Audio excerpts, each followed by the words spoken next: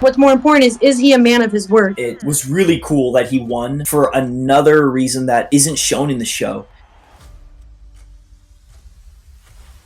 Hey guys, welcome back to me and Ava's podcast. Today we have two very special guests.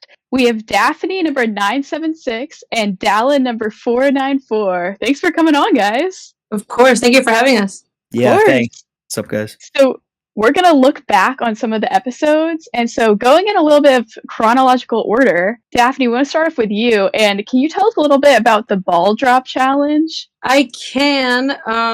As far as like what was guard as to why I dropped the ball, do you want to? We can just want to jump right in. Yeah. Essentially, like I was counting, and I hear to my right, and I hear to my left, and I lost count around like 9 minutes. When it pans over, you'll see there's like 40 seconds left. So around 9 minutes, 20 seconds ish, I started to lose count. So I'm like, you know what? Okay, I started to put the ball down slowly. I didn't want people to hear me like next to me that I already dropped the ball. And that to me was like, I'm securing that I'm not going to get eliminated the next round. You know what I mean? And I just started screaming. And you guys were there, so you guys know, like, I was screaming in Spanish, in English, forward, then backwards, and then different cadences. You know, I think in my mind, I was like, this is like a win-win for me personally, because A, if I saved you and you dropped the ball early, then, you know, you're welcome. And B, if you have the ball on after that, you get eliminated, it's less competition moving forward. To me, it was like, this was a game where it's every man for himself. I didn't have to convince anyone to be like, choose me as your leader, then turn around and backstab them. You know, I didn't have to convince anyone to like, give me anything. This was like a solid, just pure strategy. I wasn't being intentionally malicious. For me, it was just strategy and nothing personal against anyone. Which is why I'm also so surprised that so many people feel very strongly about it. And it's very much 50-50. Some people are like, this was a high IQ play, and other people were like, nah, you're cheating. Right. Yeah. What are your thoughts? I would love to know. See, I was just about to get into it. It's interesting to me because, so I was pretty far away from you when that happened, and I happened to win the challenge, so your counting did not affect me, thankfully. But I could hear you loud and clear, like all the way down the line yelling those numbers, and people around me were going like, why is she doing that? That's so rude. And while I was still trying to count, like, please, everyone just like shut up. I don't know why y'all are talking right now. But so when I think about that and think of it strategy wise, in a way, you were helping people drop their ball before the 10-minute timer was up. Because if you didn't do that, a lot of people, it's likely that a lot of people would still be holding their ball and would have been eliminated. So in a way, depending on how you look at it, you helped some people instead of hurt them, in my opinion. I had two, 3 people come up to me and was like, thank you. I thought you were helping, and you know, you it's because of you that I was saved. So I have heard a few people, but I've heard more on the other side. So I love that you shared that. Thank you. Yeah. No, I'm going to piggyback off of that too, because so for me, I thought I was like pretty close timing wise. And then when you started counting, I was like, okay, well, I don't want to risk it. And in my head, I was at 7 minutes. And so I like dropped it. And so if you hadn't started yelling, I would have been out. So I thank you for that, because you definitely saved me. And like, yeah. I mean, like the thing is, like, it's a game. Like even with like the Habibi brothers, like how they played too, whether people would have played the same way or not, it's strategy. It's a game. One person's going to win. So can't fault someone for being strategic. And it made it more entertaining to watch. You know, if you didn't do that, it would just be all of us in silence, you know? I was so surprised that nobody thought about it, to be honest. And it's crazy because the girl next to me, obviously she was like my platform mate because they lined us up at numbers. She was like, as soon as you went, I knew exactly what you were about to do. Yeah, and you can project your voice for sure. Like, you know how to bring attention. Oh yeah. In the room. It's one of my students commented that, and there was like, "You've always been loud." I'm like, man, if you don't think me yelling at you to get to class was loud, you don't think I'm gonna yell in this game to try to win? You're crazy. Yeah. Oh, and going into that, before we like deep dive for both of you, do you want to give a little background on what you guys both do in real life? Oh yeah. So you're not just like portrayed as the character in the show, you know? Daphne, you want to go first? Okay, yeah. I'm a former assistant principal. For like 10 years, I was in education, and then I kind of left all types of security to pursue like my purpose and my passion, and I moved across country to pursue modeling, which I do professionally, and entertainment, which obviously we all here have done, and just kind of keep doing that. So my goal has always been to just encourage people to be themselves and believe in themselves more than anything, and always using the motto authenticity over acceptance. Wow.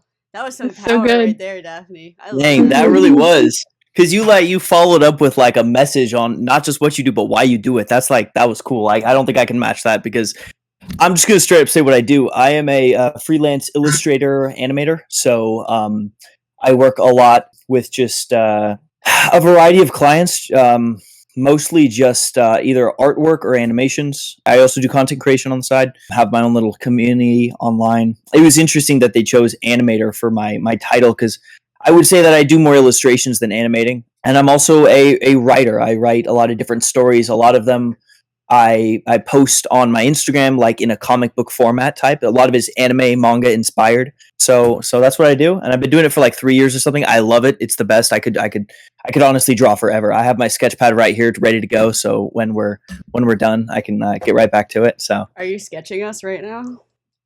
I'm not. Unfortunately. If you'd like me to, I would. It would cost me my attention on this call, though. I wouldn't be able to focus really. You're right. Yo, Yeah. he's so talented. I will always remember you drawing next to me on the plane. Like Oh yeah. I was in awe just seeing like the paper blank and come to life with this gorgeous thing that he just made. This woman so powerful, and like the little designs in it. And I'm a nerd. I love everything geeky and nerdy. Like, talk to me. You know what I mean? And it was just so. Like, it brought me back to like when I used to watch like anime and stuff, but better. It was like, damn, I would watch this series right now. Like, he's so talented. You're too humble, man. He's amazing. Thank you. That means a lot. Yeah. Yeah, everyone has to go follow him on Instagram right Mhm. now. Your page, it's really awesome, and you're an awesome storyteller. It is. I remember talking to you a little Thanks, bit yeah. about it in the games, and then funny that you mentioned like you drawing on the plane and stuff, because I remember Ivy. Didn't we do the thing Mhm. where we folded up the paper? Folds. Yeah, and we each drew Yes. a little section. Yes. Yeah. I walked past you guys, and you were doing that, and I was like, I had to explain it to me. That was that was good. Yeah. And I remember when we would unfold it, all of them were like very like mid, and then his was just crazy Okay, like all artwork, and I was right. like, It was dude. okay. I don't even crazy. remember what I drew for it, but thank I you wish guys. we still That means a had it. lot. Mine was so funny. Okay, yeah. So now kind of getting back into the show. We covered the ball drop challenge with Daphne, and we're gonna throw it back to Daphne because right after that, you got picked for the helicopter by Jeremy. Did you know you were gonna get picked? Did you expect it? Is there any details that weren't shown in the show that you want to talk about? There's a couple details that weren't shown. So it's interesting because I'm gonna go back to the earliest of that day. That morning, Jeremy actually came to me and was like, Daphne, I had a dream that you got a helicopter ticket, so don't worry about it. Like, I know that's just God talking to me. Like, you're safe, you're a good person, blah, blah, blah, blah, blah, right? And of course, this was before the ball drop game. And then later, when we're all on the helipad, I don't know if you guys remember, but there was a moment of quietness between after he had picked like 5 people. There was only 1 spot left, and I started screaming, "Remember your dream!" And this was a way like only me and him knew about this moment. Like, there was other contestants that were like, "What does Martin Luther King have to do with this?" They were confused as to why I was screaming, "Remember your dream!" And for me, that's why I looked at the camera and I'm like, we're about to find out if he's a man of his word. And I wasn't going to say anything negative or anything over positive, just what it is. Like, the facts are the facts. So for me, like, I know Tariq was asking me, so do you think that he lied? And the guy next to me was like, oh, he's doing all this other stuff for like attention. And I'm like, he's doing what he believes is right. For me, what's more important is he a man of his word? Like, is he going to do what he said he's going to do, which was take a woman? And I told him, it doesn't have to be me, but nobody knows that he came to me earlier that day and was like, oh, I had a dream so-and-so. So that's why I was screaming, remember your dream. It was a way that I was able to kind of talk to him without anybody else. Like, I wasn't trying to blast him for what he told me that morning, but also like, you and I had this already, you know what I mean? And that's when he got on his knees, he started praying, and then he came over and gave it to me.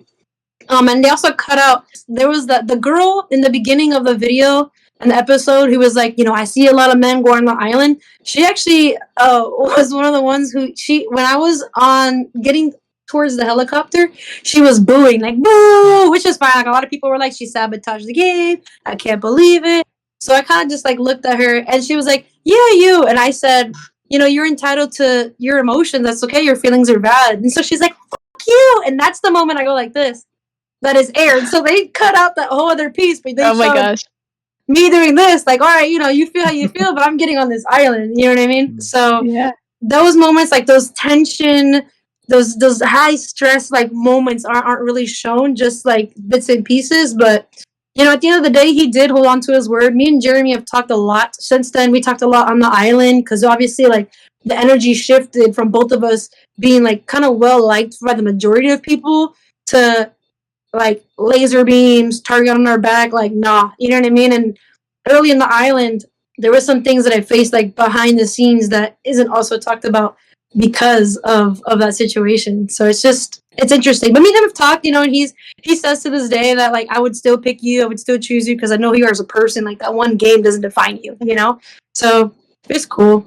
Yeah, we talked to Jeremy a little bit about it too, and that's literally exactly what he said. Yeah. Like that whatever you did in the past game didn't define who you are now in the game and stuff like that. So That's awesome. yeah, and it was I remember. So I wasn't there for when Jeremy picked you. I was already in the hotel, right? So I didn't know the resentment that everyone had when you guys got picked. And I remember when I found out that it was you that was screaming, because I didn't know who it was at first, because I just got on the helicopter and was off. I was like, really? Like, I did not expect to hear your name when that happened. So, because I've talked to you a few times before, I was like, what? Like, she would never do that. And it was just like, yeah, especially like we had a moment in the towers, you know what I mean? So like people, Right. It's like people forgot about that and was like, no, we're gonna focus on what you did right here. Like it's like the first day on the island was rough. Like even trying to find a spot to bunker, a lot of the girls were saying that the bunkers were full when they weren't, and I almost had a bunk with the guys. Like it was this close that I almost bunked with Mike and Dino. And thankfully, like they were like, yeah, you could definitely stay with us. And of course, I told production, like, obviously, you've got nothing to worry about. Nothing's gonna happen in here.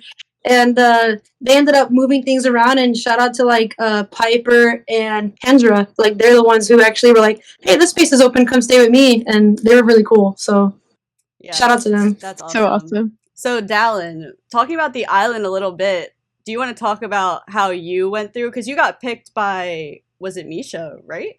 For the Helicopter 2. Yeah. So were you close with Misha? What was your experience in that? Did you think you were going to get picked or what? Absolutely. I looked straight in the camera. They didn't use this clip, but I looked straight in the camera and said, I'm good, because I knew it. I was honestly one of the only people who I could confidently say was closest to Misha. And it was entirely unintentional too. That's the best part. I was diagonal from him in episode 1 with the platforms, and there was a lot of downtime where we had nothing to do, and so I was looking around and he kept on staring at me, and I was like, okay, I need something to do. So I was like, hey dude, do you want to play a game? And I taught him a rhythm game. I forgot what it's called, but it's basically one where you pat your legs, and every time you come up you can either reload, block, or shoot, and then you have to load first before you shoot, and then you try to get the other person out. And I taught him that game, and he loved it. And then afterwards, all throughout the rest of the show, leading up until that point, every time he'd see me, he'd like crouch a little to resume like the stance and like spread his arms in anticipation for the game. And I'm like, oh heck yeah, dude, let's do it. And then we do it. It's like a little showdown.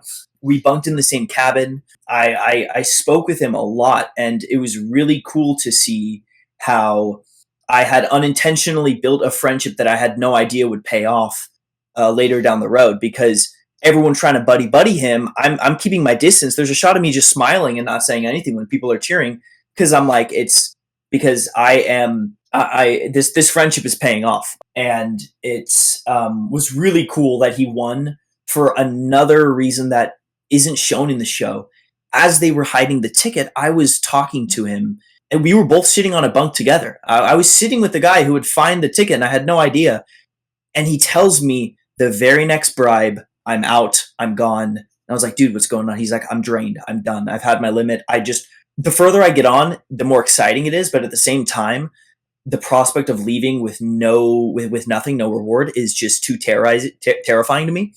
So I don't care if I have to screw people over. He was like in that mentality, in my words, like the lowest of the low, right before he found that ticket, and then he would the next few minutes be the highest of high, right? His mentality was like, I'm done. I'm gone. I don't want to be here anymore. I just want money and leave.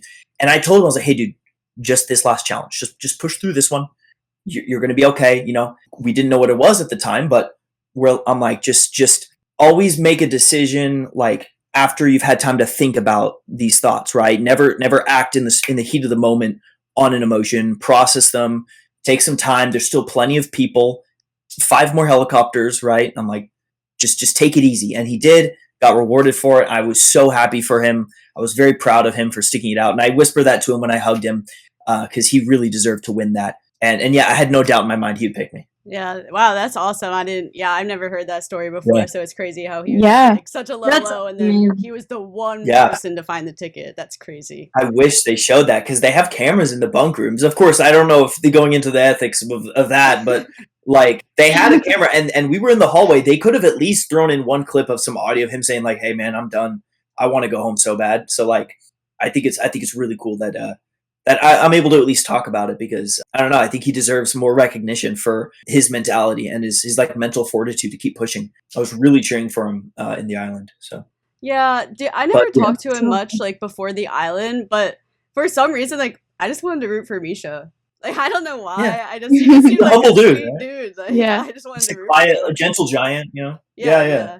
Ivy, it looks like the gods are like coming in through your window. No, I know. I was Holy like, I don't know. Ivy's I don't know what I should getting do about that. taken, raptured. Yeah. Holy Being crap! taken off Oh by my the gosh. Beast Games gods. You've been chosen for season 2. What? Oh my god. Dude, Yeah, I don't know how to fix that. It looks crazy. It looks cool though. Looks cool. That does Okay, look I'll pretty leave dope, it. man. So I have a quick question about the island. Like, do you guys have any favorite moments from the island since we were just chilling the whole time? Painting on the island was my favorite, and I still actually brought my painting with me. It was so much fun and therapeutic, and also because my girlfriend is an artist, and I think most of the contestants were tired of me saying how much I miss my girlfriend, because like that was one of the things I was saying like almost every day. But painting was something that was like therapeutic for me because it reminded me of her, and I was able to just paint my emotions. And then also the massage. Like I fell asleep to the massage on the side of the cliff with the ocean waves. Like what could be better than that? Yeah, the massages were So good. awesome. So awesome. And the food. Yeah, and pretty much everything was awesome. No, literally. I remember, Daphne, didn't you have something that you carried around with you the whole games? I feel like I remember you showing me something like that has to do with your girlfriend, right? Yeah, she had made me like this little book, and she wrote like how proud of me she was, and I had like pictures, like Polaroid pictures of her, and, like little messages, and she even put like the paw print of our dog saying like Misty loves you, which is our dog, and like this little cute stuff. And then I still have it in the same envelope, and then behind it, like I actually wrote her 2 songs on the island that I'll be releasing later this year, so I'm excited for that. Wow. Exclusive. Along that same line, didn't you leave like a scavenger hunt for her? Like I back home? did. Okay, I did. that's right. I did 30 days worth of riddles. I created these riddles myself, and the riddles pinpointed to a location of where I left her a note every day, and the note varies between like tasks and little words of affirmation, like I love you, you're beautiful, and then there was some that was like, go look in the mirror and point 3 things about yourself that you like, or go find a picture of us that you like and look at it and remember those memories, sit in that. By the time I went back, there was only 2 that she couldn't find. As far as like how difficulty level, and it was to the point that even I was like, damn, where did I put this note? So every day her task was to like check her email, because they were preset to shoot one every day while I was gone. That way I was present. Like for me, it was like I want to be present, knowing that I'm gonna be gone and that I can't talk to you. Like I want to make sure that my energy is still around and that you still feel loved and you're still feeling the things that I would normally give you daily. That's so awesome. Wholesome. I love that. Yeah, you really thought that out. It took me 4 hours. It took me 4 hours to do. Jeez. Just 4? That's impressive. So great memories with that. Dallin, do you have any memories to throw out from the island? Oh man, from the island, I don't know where to begin. It was crazy. They gloss over it, but it was 3, almost 4 days of chilling on a private island, like without technology. So you had all day to just talk and make friends. And carrying that into the next challenge was like, it's just the dynamic was different from it. So like it was I cannot stress enough how impactful those days on the island were for a lot of people, me included. I was at a pretty low point, but I remember a very kind of touching conversation I had with a few of the people. Jeff was there, and Ozzy was there as well. I had a really great talk with both of them. They're both incredible men who I respect immensely, as well as other Matthew, 803 Matthew, and he and I took a GoPro and ran. And this was as you guys were leaving. Everyone was packing up their things. Terrible time to choose to do this, but packing up their things, and we're on the other side of the island with a GoPro, running across the beach, filming like a Man vs. Wild Bear Grylls vlog. We're talking in Australian accents. We find a cave. Like, it's a whole thing. I would have paid so much money for them to have shown it because it was so funny. Matthew is hilarious. And 803, the rock climber, deserves so much recognition. He's an incredible guy. As well as Gage. There's a lot of friendships that I formed. And overall, the island was just a really great opportunity to really, not only the island, but the flights there, the flights back, the hotels, everything. Being able to see you guys a lot more when the cameras are on and off you just really helped me form a better understanding of who these people are. Whether that was for better or for worse, maybe that's why I went chance, because I'm like, I wouldn't want to have to choose to get someone out. I'm just gonna take it out of my own hands, because I made a lot of friends, though, for sure, on the island, and they're all really great people. So I mean, I guess just the conversations that I had, I can't really even say like, oh, volleyball or swimming, because I didn't even swim. If you've seen the color of my skin, I can't. So the conversations that I had, the very deep late night ones that really helped me keep going, even though I didn't know at the time I'd be eliminated the very next challenge. It still went a long ways, those conversations for me. So. Oh yeah, I completely agree with that. That's when everyone just like got really close with each other. There was a lot of deep combos going on. Literally everyone cared about each other, no matter, who was the villain, who, like, even with the Habibi brothers, we all were hanging out with them. It's not like everyone was like, oh, don't talk to them. Yeah, like, we were all having fun together. So it was like such an awesome moment for the cast. I'm so upset that there's so much footage from that island that they didn't show. I feel like that would have made it a lot more impactful when it came to showing how close everyone was with each other. But yeah, because me and Ivy it was like me, Ivy, and Nate, and we did like a little vlog too. And then I remember we got some shells on the beach. We went to that cave at the end of the beach. I think that you're Dallin. We went over. Yeah, that's where we went for the vlog. Yeah, like that was just, it was so fun. It was such great times. Hopefully he puts it up as like background content, like on his YouTube or something, like extras. Like I can't imagine them just wasting all that footage. It'd be smart to capitalize on it. So hopefully creator gods listen to us, and it'll get released at some point as a BTS. I mean, here's my problem. What's the rush? The episodes are barely 40 minutes long. Maybe an extra 10 just to build up the characters. You can see on the forums and the discussion posts, that's what people have an issue with. The fact that the characters weren't like given time to really breathe, and the audience just couldn't connect with any of them. Maybe I could be wrong, and that's what they're doing. They're just waiting to get to the top 10 because. And I'm not saying all 60 even needed that rich of a backstory. We don't need to know about families and if you have an illness in the family and stuff like that. At the very least, just a little bit more of their mentality, what they're going through, what they're thinking, because it made the audience just kind of assume things about us, especially about our mentalities. When we come home and say, oh, that was insane, that was an incredible experience, that was incredibly challenging, and then they only show like brief, flashy cuts of all these things, it really undermines the actual intensity of the challenges mentally, physically. Like, it really pushed us to our limits. It was really tough to keep going, but showing it in that way, it's almost like Boy Who Cried Wolf. Like, we say it's tough, and the audience is like, well, I mean, it didn't look that tough. It actually looked really fun. It looked like you went straight from that challenge to that challenge when we didn't tell them about the 2 hours we were standing there. Things like that slowly built up to make it look like we're just kind of whining or something or complaining, when in reality there's so much they didn't see. Why are they crying? Why are these people crying? Yeah, crying over someone. It's like, you just met them yesterday. It's like, no, we've been here for like 3 weeks now. We haven't seen our families. We haven't been on our phones. I've eaten 17 chocolate bars. Like, my emotions are everywhere. It's like, I'm not...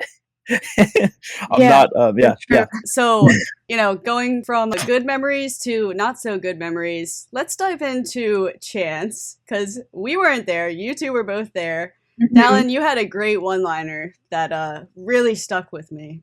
Did it now? Did it? It did. Yeah. It did. Oh, I'm so glad. That warms my heart. I have a fan.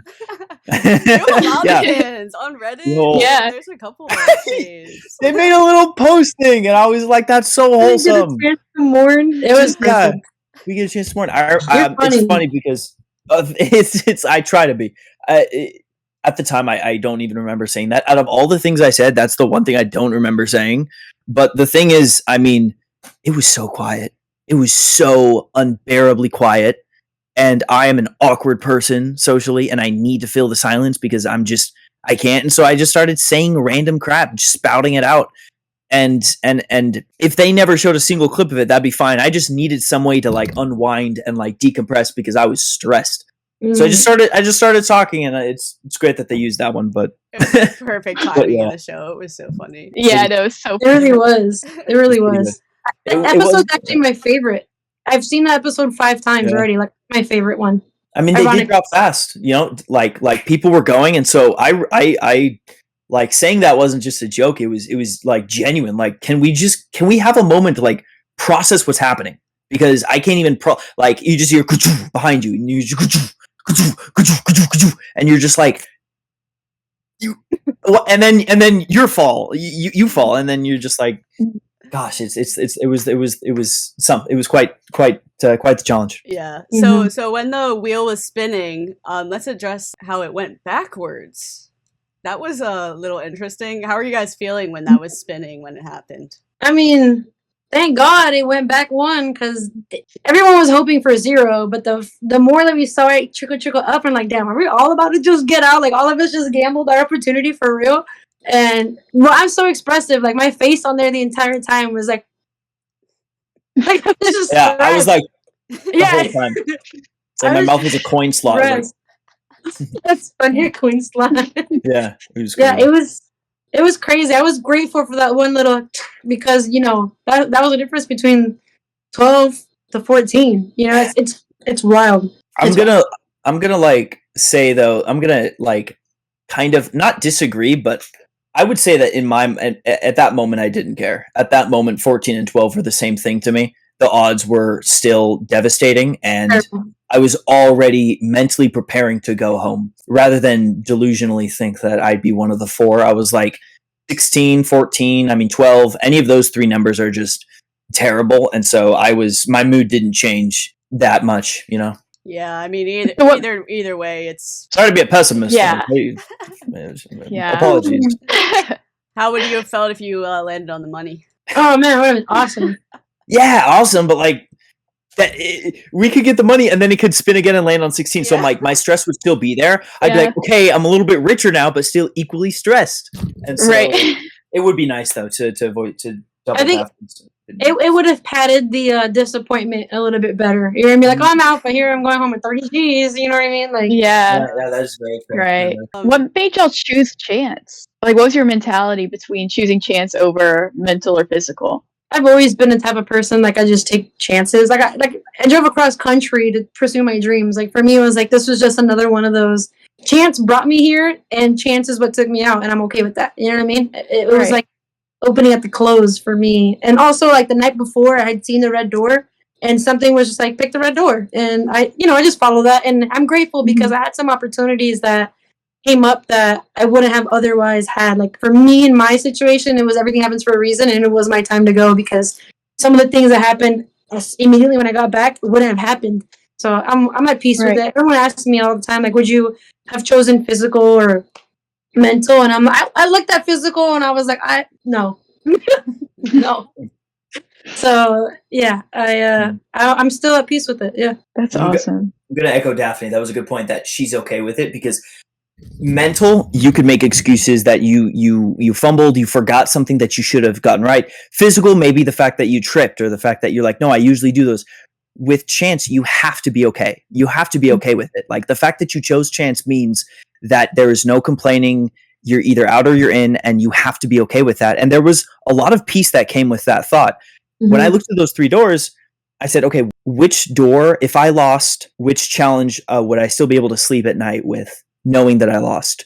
would I be able to go home thinking that I wasn't smart enough, strong, or fast enough, or I just had bad luck, right? And so I looked at chance and I was like, that's the only option that if I were to get out in, I would be okay with, because it's not a failure on my end. It's a failure on just chance or the game's end. And lastly, this is like 2% of the reason, okay? Just 2%, maybe 3%.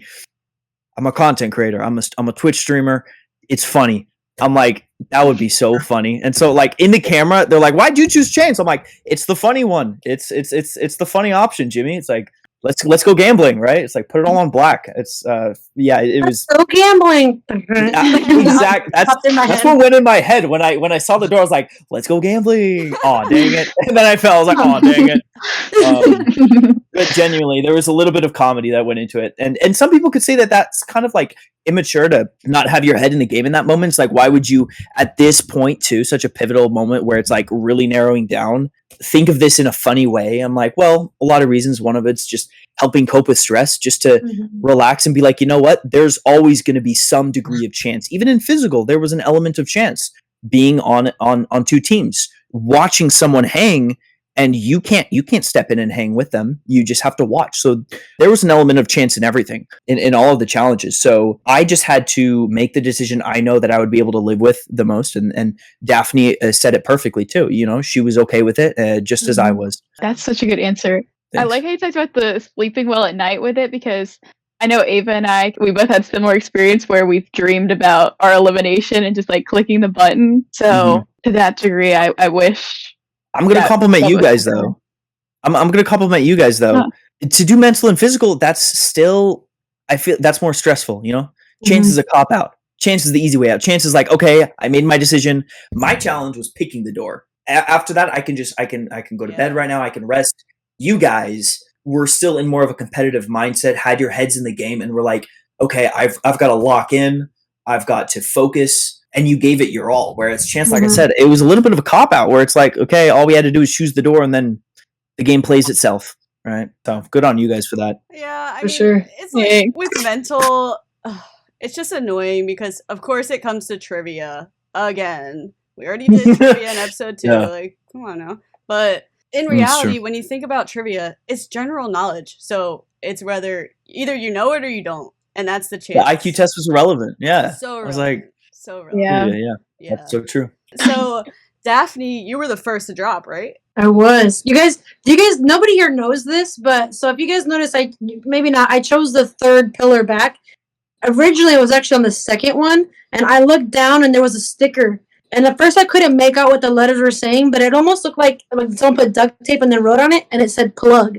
And so in my head, I was like, oh, this one's plugged in. It's going to open. So that's why I went to the third one. So when it was the first one to turn red, I was like, but then I saw later that one, the second one, opened too. So that also gave me, it reassured my sense of peace. Like I was meant to go, because whether it was this one or this one, they both opened, and those are both the ones that I chose. Like I didn't want to be the first one to go, but it was okay. And it was cool to see like the reactions afterwards. I didn't know Maddie was like, I love you, Daphne. I couldn't hear that. And all my cousins, they said that they've rewound it like 10 times because my scream was so not girly. Like they were like, your scream was so manly. Like he was like, I think if I dropped, my scream would have been high pitched. He's like, I promise you, I rewatched your scream alone like 10 times going down. And I was like, y'all don't understand. I've been screaming this entire time. So the entire time my voice was gone. And as soon as it would come back, I would do like some type of other screaming. So yeah, like it was interesting. I did have like we all did like the interview going out. I was sad that didn't air because I had talked about my daughter, but it's okay. Like I was at peace. I got everyone's like hugs and doing the drop out. It's crazy because I there was a part of me in episode 1 that I was like, I kind of want to know what it feels like, but I don't. You know what I mean? And so then to be brought back to the pillars, I was like, okay, I'm most likely gonna know what it feels like to do it, and it was cool. What me and Ivy said, like in episode 1, we were like, that would be so fun to drop through. Like I just want to do it. Yeah. And then here we all are. We all got to do it. We manifested it by accident. Literally. So annoying. True. So if you were on there longer, Daphne, would you have moved at all, or would you have stayed on yours? Oh, I would have moved. Really? ADHD in me would not have let me stay. Yeah, I would have moved. I probably would have hopped around, like probably like in a circle. You know what I mean? Like, just make a giant ass circle or something. But yeah, it was. I remember at one point I saw Mia in the back, like laying across, and she was just chilling, and she was just like, "God got me." Like, it was so cool to like see like that peace. Whereas, like, I promise you, when I saw my thing turn red, my heart went in my asshole. I was like, "Damn!" It was high stress for me. But again, like, I was okay with it. Yeah. Yeah. So, Dallin, did you move at all on your platform, or did you stay? I didn't move. I was the 10th person to go, and I didn't move. Jimmy was around me a lot because I had a lot of lines with him, and I'm sure that they would have shown it had I moved. Would have been my mini arc of the episode, like the one guy who does move. Because in a way, looking back, it's almost like he was trying to subliminally tell me something about the platform in front of me. Jeremy voiced it as well. He and I both looked at the platform in front of us, and he's like, I feel something about that one. And the whole challenge, we were both like, then you go. He's like, you go. I'm like, I'm not gonna go. I'm moving. And then Jimmy's like, anyone gonna move? And I'm like, hop from foot to foot. And he's like, what are you doing? I'm like, I'm moving. He's like, no, that's not what I mean, you idiot. I'm like, okay, fine, sorry. But I didn't move because it's funny how, yes, I echo Daphne in this. The ADHD in me wants to move. At the same time, I feel like I'm just barely too logical for that, because there's no benefit to moving. And a lot of people think there was, because they referenced the Monty Hall problem, which is the idea that you have 3 doors. There's a car behind one of them. Let's say it's behind door number 3. You choose door number 1, and the game show host opens door number 2 and shows that it's empty.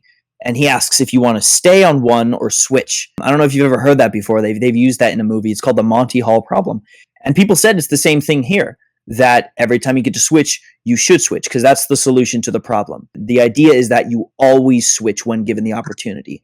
However, the caveat here is that Jimmy isn't showing us any of the doors. He isn't saying that one's empty, right? The dice have already been rolled. Everything's been set. You just have to pick your platform. There was no incentive to move. I didn't understand that when he said move platforms. I'm like, why? I didn't get the incentive why. I would have liked to, but at the same time, I'm like, at the very least, give me this, give me the opportunity to hold true to whichever platform I chose. And if it's a bad platform, then so be it. But at least give me that one thing. Don't make me, I've already questioned if I should be here in the first place. Don't additionally make me question where I should stand at all. Like, let me go out the way I'm going out. And I did. And I don't know, I'm not entirely sure if the platform in front of me was closed when I dropped, but it definitely was closed by the end of the episode. So with Daphne as well, had I moved, I would have been out. And I was content with that. I love that. I mean, I hate that you got eliminated, but I love that it mirrors. Yeah, no. Well, I mean, it makes sense. We chose the same door, so we have similar mentalities, and I like that. Yeah, I honestly don't. If I was there, I don't think I would have moved either. I would have said, because same with like in episode 2 when we pulled the coins, I was like, "This is my fate. I'm not trading. I'm just gonna do it." So, yep, no trading. So with that, the same thing. I agree with that. With episode 2, I stuck to my coin. I was like, "This was given to me. I'm gonna stay with that." I just thought it was funny to see Jimmy walking around like Daphne. He poked and prodded and milked any content possible out of us. Are you gonna move? Are you gonna move? Why don't you move? Why wouldn't you move? Moving is cool. Don't you want to move there? What if yours drops next? And we're like, Jimmy, stop. Please just let me be happy with my decision. It was supposed to be a way bigger mechanic than it turned out to be. And I feel like he had to do that voiceover just because he didn't expect none of us to move. But he says in the episodes, like, after this point, no one moved. And yet, in between every drop, he'd walk around, make a whole tour. And are you going to move? Why not? It's just one platform. We'll just move right there. What if that one drops? What are you going to do? I'm like trying to nerve wrack the crap out of us. And Karl did too. He was all over the place, just hopping from platform to platform. He would like stand on my platform with me. He's like, so how's it going? I'm like, can you get out of my, please, my personal space? And if you want to be here, then I'll drop. And so you can drop with me. But I was like, they were just so comfortable and running around and stuff and joking. And yeah, no, I was like, kamikaze, take them with me. It was more together. Yeah. Together, yeah. So that would have been funny if you so were funny talking with Karl or something. That'd been So hilarious, funny. yeah.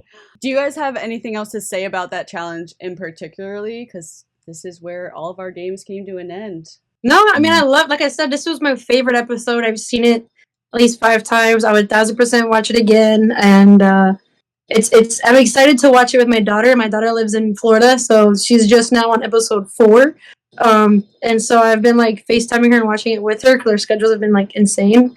And it's fun to see her reaction and her thought process as an 8-year-old as to what's happening and the different things. And she was like, "Mama, you sabotaged the game, Mama." So it was funny. And then her even seeing like the going up to the $1 million, she was like, "No amount of money, I wouldn't press that button either." So kudos to all them. So it's kind of cool to hear her reaction. So I'm excited to see what she has to say about Chance. And yeah, it's been beautiful, like just being able to kind of relive it. There's a lot of things that I forgot that they showed that I was like, "Oh yeah, this did kind of happen," or "Yeah, this person did say this," or so that was kind of cool. I even like the little island montage with them like dancing and stuff, and frolicking around the water. I was like, this is so dramatic, but I'm here for it. You know what I mean? So like, even I was satisfied that I got eliminated. So I think it's beautiful too that a lot of people got closure. Like me sabotaging the game to me getting eliminated next, it satisfied a lot of people's like wants, and just reading the different dynamics of what people thought. And to me, it's been very entertaining. I've loved it. It's a very humble thing to say, just to be like, I'm glad the audience was happy to see someone who sabotaged the games get out. That's just a humble thing to say, because you could be just mad about it. And no, I'm not mad. I do content too, and it's the viewers, like it made for a good viewership. It made like for good TV, and I at the end of the day, like when we do this kind of things, we do it. It's bigger than us. It's for the bigger purpose and entertaining other people and stuff. And I think that I don't know. I think like a lot of people are going to be happy, and I like that. I would rather that than them to be mad or whatever. So even if it's at my expense, like I got a piece of it. I love reading it, and even I was satisfied. So I'm happy for that. That's why entertainers do it.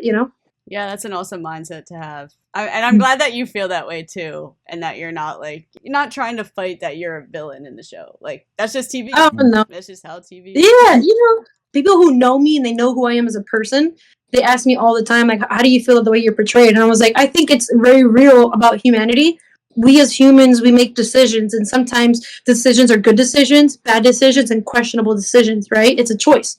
And I think, if anything, it was just a questionable choice that I did. It didn't mean that it was bad. It didn't mean that it was good. Or it didn't mean that I was bad or that I was good. It was just a choice that I made in that moment. But that choice doesn't define, like, who I am as a person. I think that people know me. They know my heart. Being a former assistant principal, I was in education at a high poverty, high minority school for 10 years. You have to have some kind of heart to do that, and understanding of like societal norms and things that people go through. So I'm very much like bigger than just that. And so like for me, I was like, I'm okay with it, because again, you guys are the ones enjoying this. So I don't know. And also, like, I'm older. Like I think I'm older than all of you. So I've had like life experience humble me already. So now, I've got to be able to percolate on that, and the mindset that it kind of helps to not get stuck on a moment, Right. Yeah, absolutely. That's so good. Thank you for the life advice, Daphne. Dallin, do Thank you you, have thank any you. advice, maybe opinions on the season? Anything? advice, I don't really have too much advice. I remember I was on a podcast with Ozzy, and he asked the same thing. I don't know if that's coming out soon, but he said anything I'd like to tell the audience. And I usually don't like to say much. I've chosen my role on the internet, and that role is a funny artist, and that's it. So I'm not stepping outside my boundaries, trying to give like motivational stuff. That's not my game. I'm going to continue just doing my silly little drawings in my corner of the internet. But as far as like thoughts on the season, yeah, I mean, it's TV, you know. So for it to be my first experience on TV is incredible. I have nothing to compare it to, so it's neither good nor bad. It was an experience. I think it was overall a good thing. Overall, good people. You know, there was a few exceptions. There were a lot of people who I didn't agree with, especially now that I've seen them too after the edit. I didn't agree with how they went about things, especially what Akira said, the way he put it about the Habibi brothers. I have the same thing for a lot of other people too. But when all is said and done, it was a fun experience. 803 and I were discussing about the fact that when you get out, it's just Clinster's words finally hit you, and people at home, Clinster is just he's our MrBeast. He's the guy before MrBeast comes on set to say, hey, here are the rules in extensive detail. I'm going to answer any questions. I'm going to go over some legality things. That's our Jimmy, right? So that was our Jimmy. And so he was hammering it into us every single episode. Hey, only one of you's winning. Only one of you's winning. 1,999 people are going home. One person is winning. And it only fully hits you when you're out, and you go, oh, it truly was only one person. You know, the lunacy of me to think I was that one person. Like, those odds are so incredibly slim. It was so funny to think that you hear him say it and you're like, yeah, one person, I got you, you know. Then you're out and you're like, oh, it really was just one person, and that person wasn't me. And I had that, and I was sitting in that foam pit staring up to hear the game keep going without me, that FOMO, and just lying. I felt like Woody in Toy Story 2 when Andy goes, I don't want to play with you anymore, and just drops. And I just fall, and I'm sitting in the trash can like I've been thrown away. But at the same time, what are they going to do? Are they going to throw me a little party, a farewell? Like, the show must go on. I'm one of many contestants. Nothing makes me any more special than how Daffne got out, than how Jeremy got out. So, yeah, I'm not saying that. I'm just saying it was sad. It was sad to see. What did you say, Daffne? The song Ave Maria played for Jeremy. Oh. That was so funny. Oh my gosh, yeah, that was unreal. And as I was doing my interviews, like Daffne said, she wished they showed hers. I wish they showed mine too, because I say, like, who do you want to win? And I'm like, I was like, I'd love Jeff to win. I'd love Akira to win. I'd love Jeremy to win, 991. And then as I say Jeremy, he rounds the corner. And so they have a shot of me going, and I would love Jeremy to. Come on, dude. I just said I wanted you to win. And he was not in the mood to speak. So he was like, I'm like, come on, that was funny, dude. That was funny. Come on. Because the timing was so beautiful. That could be a bloopers thing. Yeah. Yeah. See, that's why I love to like do these types of things and talk to contestants after the games, because there's so much stuff that needs to be talked about in the episode. There's so many, difference of opinions that need to be addressed. So it's just so awesome hearing from, all the contestants, and especially you guys, especially with the storylines that you guys have. It's just awesome. Well, one more question. Would you go back for season 2? Yeah. 1,000%. Without a doubt. Without a doubt. Yeah. Of course. Everyone says that. Everyone. Like, such a great experience. Well, here's and do the same thing.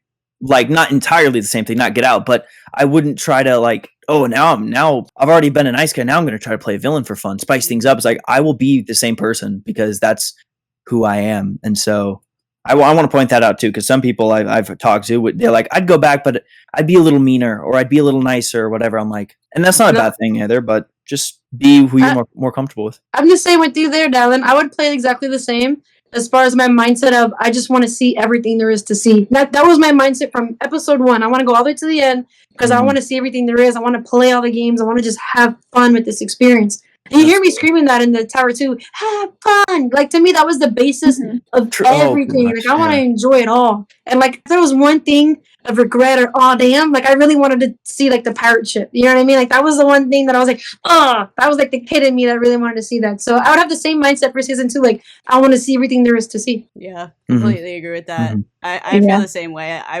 I went in for the experience, and I would go in again for the experience. That was the craziest thing I've ever done in my life. So thank you to MrBeast and the entire team. Yeah, right. Thanks, Jimmy. Yeah. Couldn't have done it without you guys. Well, I guess our time has come to an end. I'm going to roll out the red carpet for both of you. Shout out your social media channels, any events or things that you want people to pay attention to. Throwing it to you. Okay, well, again, my name is Daffne, and all my socials are my name. Daffne with the front with 2 Fs. And if you happen to be in LA, I'm throwing a Toxica party. It is Beast Game theme, so come out and have fun. And outside of that, tune in and have fun, man. Live life and be you. Awesome. And Dallin? You know me as Dallin and Beast Games, but on the internet, I am Lapis Lancer. That's me. That's my full handle. Twitch, Patreon, Instagram, YouTube, everywhere and anywhere. It is Lapis with a Z, Lancer. And I do art. I'm an illustrator, artist. So if you like comics, if you like manga, if you like superheroes, any of that stuff, check out my YouTube, Patreon, Twitch, Discord. It's a lot of great stuff that I do, at least in my humble opinion. Just check me out. Oh, and then also if anyone, because there's a good chance a Beast team member might find this, might watch this, just because. So if you do, go, and everyone watching, okay? Karl thinks, okay, and I use that word very carefully. He thinks that Toy Story 4 is better than Toy Story 3. the definitive ending to the series and all of the characters, wrapping up their arcs perfectly, tying them in a neat little bow, giving all the toys away to Bonnie, right? Andy lets go officially of his toys. It was a beautiful, tear-jerking ending. And this beastling, all right, this beast creature thinks that 4 is better, not just like on par, but better than it's ridiculous, I tell you. And so like the public doesn't know this, because if they did, he would be long gone. You wouldn't see him in another video. So I'm starting to spread the word now. The cancellation of Karl begins. Cancel him over right here. Right here. Hashtag Spread the news. Hashtag silly head. I don't know. I don't know. It's just it's terrible. That's a tragedy. That's terrible. That makes me sad to think about. It makes me sad. But yeah, everyone he'll get what's coming to him. Let him know that Yeah. he's wrong. That he is in the That's wrong. not okay. That's not okay. Yeah. Yeah. Everyone go over to his page and say that now and say I know. coming from Dallin. Yeah. Ask him. Be like, Yeah. do you really think that? Because that's what they're going to do. Because it's that crazy to even believe that. It's so crazy that you have to ask first to clarify. It's I like, love how what? passionate you are. 4 is better than. Look, I'm just saying. Look, I'm just calling it what it is, Daphne, and that's all it is. It's. I remember you talking about this. It's an injustice. It's an injustice. It's like it's disrespectful to the franchise and to everything it's worked up towards over like a decade's worth of film. You know, the first movie. It's disgusting. Disgusting. Makes my blood boil. I love Someone had to say it. He's been super consistent. This is exactly how he felt on the plane too. I remember when I first heard this. Yeah, don't get me started on movies. Don't do that. That's a bad idea unless you want to be here for like an hour. So Yeah, he'll never give that up. So y'all support Dallin in his little claim against Karl. Other than that, thank you so much for watching. I hope you guys enjoyed hearing from Daffne and Dallin. If you guys want to see more exclusive contestant interviews, make sure to subscribe to the channel, like this video, and comment down below who you want to see next. Thank you so much for watching. Everyone say bye. Bye. Peace out. Bye.